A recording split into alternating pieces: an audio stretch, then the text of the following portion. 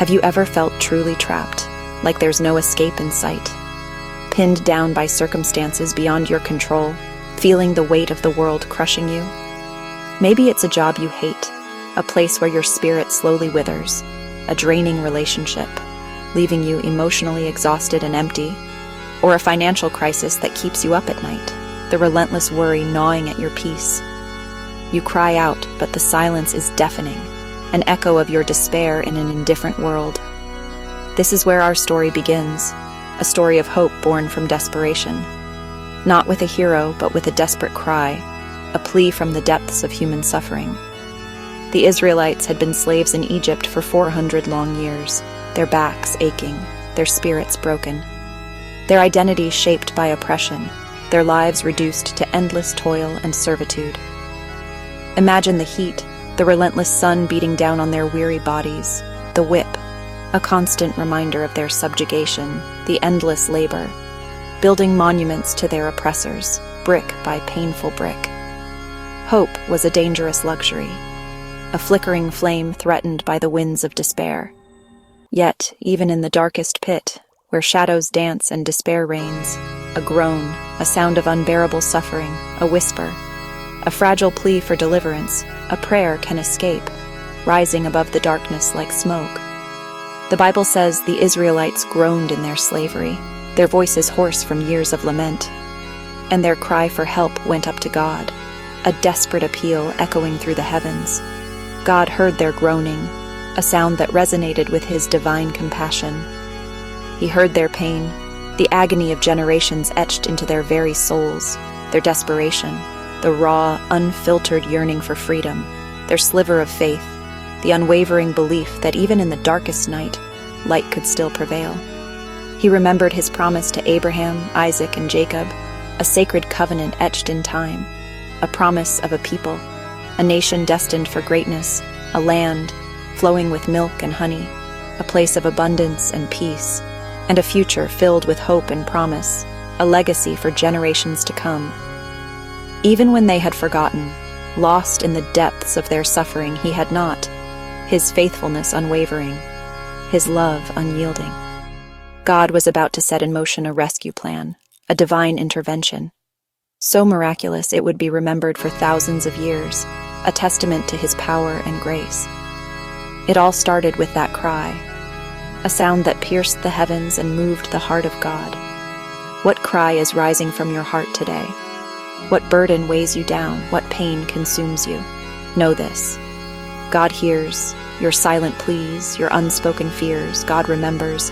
His promises are eternal, his love unwavering, and God has a plan, a purpose for your pain, a future filled with hope. Your cries don't echo into a void. They are not lost in the vastness of the universe. They reach the ears of a God who listens, a God who cares, a God who acts. When God acts in the world, when he intervenes in human affairs, he often chooses the most unlikely people, those who seem least qualified in the eyes of the world. He looked to Moses, not the prince of Egypt, raised in the lap of luxury and power, but the fugitive shepherd, a man who had fled his past and sought refuge in the wilderness, 80 years old and hiding in the desert, a forgotten man in a desolate place.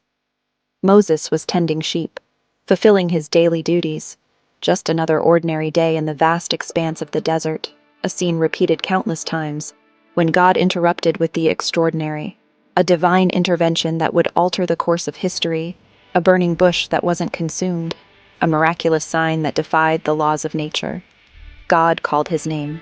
"Moses! Moses!" A voice that echoed through the stillness of the desert. That moment changed everything, transforming a simple shepherd into a leader of a nation. God gave Moses a mission, a daunting task that seemed impossible to fulfill. "I have seen the misery of my people, their suffering and oppression in the land of Egypt. I am sending you to Pharaoh to bring them out of Egypt," a command that would challenge the mightiest empire of the time.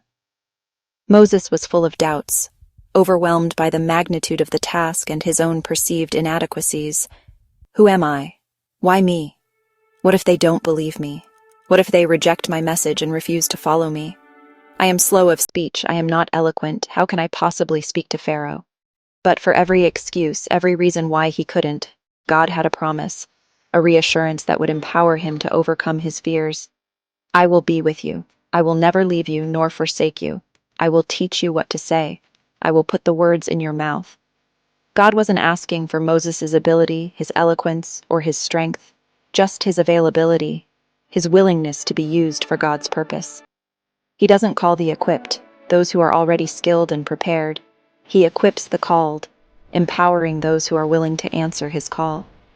Moses saw his weaknesses, his limitations, and his fears, but God saw potential, a leader waiting to be awakened. In the quiet solitude of the desert, away from the distractions of the world, God had forged a leader, shaping him through trials and preparing him for his destiny. Moses was ready, not because he felt strong, even if he didn't feel ready, but because he trusted in the one who called him. How many burning bush moments do we miss?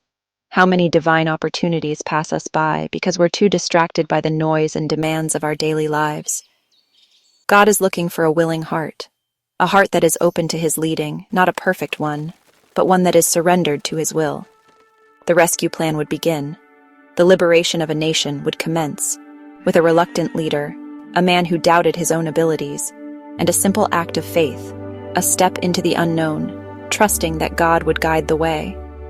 Sometimes, in the grand tapestry of God's plan, all God needs is your yes, your willingness to step out in faith. Will you give it? Will you say yes to God's call on your life? Moses returns to Egypt and stands before Pharaoh. Let my people go. Pharaoh scoffs. Who is the Lord that I should obey him? And makes the Israelites work even harder. The battle isn't just Moses versus Pharaoh. It's God versus the gods of Egypt. Each plague strikes at an Egyptian deity. The Nile turns to blood, frogs swarm, darkness falls. God dismantles the belief system that held his people captive, proving he alone is God. Pharaoh's heart is hardened. He refuses to yield even as Egypt suffers. Finally, the 10th plague, the death of the firstborn, breaks Pharaoh's will. But God provides a way of escape, the blood of a lamb on the Israelites' doorposts. That night, the angel of death passes over their homes. The will of Pharaoh is finally broken. God's power is undeniable. Deliverance is at hand. Egypt is shattered, its power broken. The land lies in ruins, a testament to the might of God. Pharaoh, humbled and grieving the loss of his firstborn, finally relents and lets the Israelites go, his grip loosened by divine intervention.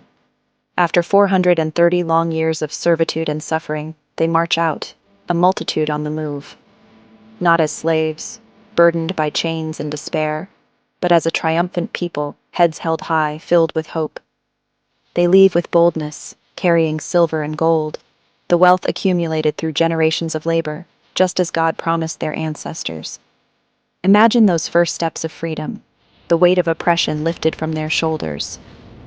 The air tastes different, no longer thick with the dust of forced labor and the stench of despair. The sky looks brighter, the sun's rays feel warmer, a symbol of the new dawn breaking in their lives.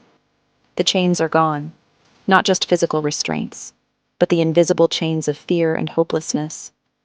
Their children will never know the sting of a taskmaster's whip, the crushing weight of unending toil.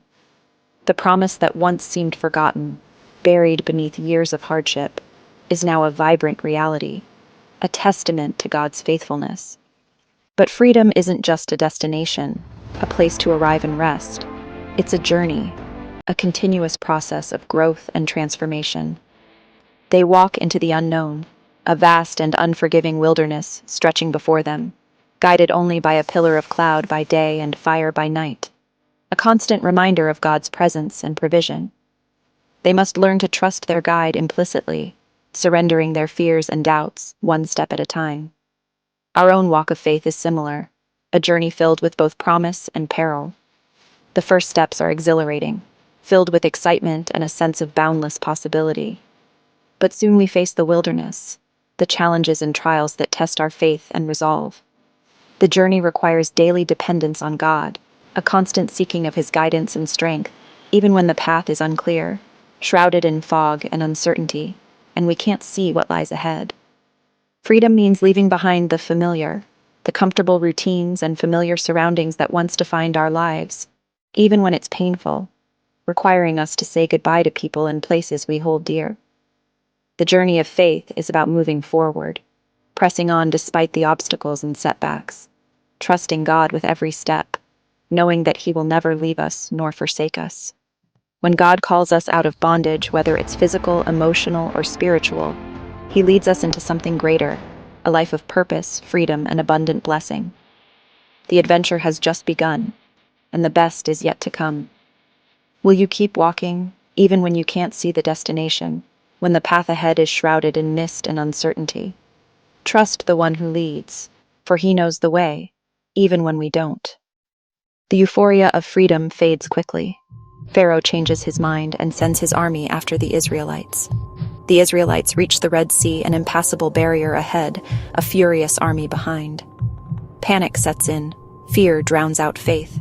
They turn on Moses. Why did you bring us here to die? How often do we long for the comfort of old chains when faced with new challenges? But it's in these moments trapped between fear and faith that God does His greatest work. The impossible is God's specialty. Moses stands firm as the people panic. He declares, "Do not be afraid. Stand firm. You will see the deliverance the Lord will bring you today. The Lord will fight for you. You need only to be still." God commands Moses, "Raise your staff. Stretch out your hand over the sea." Faith means being still in your heart, but moving forward in obedience. Moses obeys. He raises his staff, stretches out his hand. A strong east wind blows all night, dividing the waters. The sea becomes dry ground, a path through the impossible. God's presence moves between the Israelites and the Egyptians, protecting His people. Sometimes the bravest thing you can do is stand still and trust. Other times you must take the next step, even when it makes no sense. God makes a way where there is no way. The miracle is set in motion. Will you trust Him to part your sea? The journey continues. All night, the wind howls and the waters part. The Israelites walk through the sea on dry ground, walls of water towering on either side. God's presence lights their path and shields them from their enemies. Every step is an act of faith, walking through what once seemed impossible. God doesn't always remove obstacles. Sometimes He leads us right through them. The very thing meant to destroy you becomes the path to your deliverance. God is more powerful than the waters that threaten to overwhelm you. He calls you to walk through your Red Sea, trusting Him with every step. The miracle is not just in the parting, but in the walking. Will you step forward in faith? As the last Israelite steps onto dry land, the sun rises. The Egyptian army charges in, but God throws them into confusion. At God's command, Moses stretches out his hand, and the waters return, swallowing the enemy. Not one Egyptian survives. The threat is annihilated. The Israelites see God's power and put their trust in Him. Their fear of Pharaoh is replaced by awe for God. Moses leads a song of praise. "I will sing to the Lord, for He is highly exalted." Miriam and the women dance with tambourines, celebrating their deliverance. The place of fear becomes a stage for worship. When God brings you through, give Him the glory. Deliverance leads to worship. Never forget to sing your song of praise. This isn't just history, it's your story. We all have an Egypt, a Pharaoh, a Red Sea. What's your Red Sea today? Debt, illness, brokenness, addiction. In that moment of fear, you have a choice. Run back to Egypt or stand firm in faith. God is still in the business of parting seas. The same power that delivered Israel is available to you through Jesus Christ. Stand firm. Fix your eyes on your deliverer. Trust that He is fighting for you, even when you can't see it. Take the next step of faith. Walk onto the dry ground He's making for you. He will see you safely to the other side. And when He does, don't forget to praise Him. If this story encouraged you, subscribe for more stories of God's faithfulness. Let's build our faith together, one story at a time.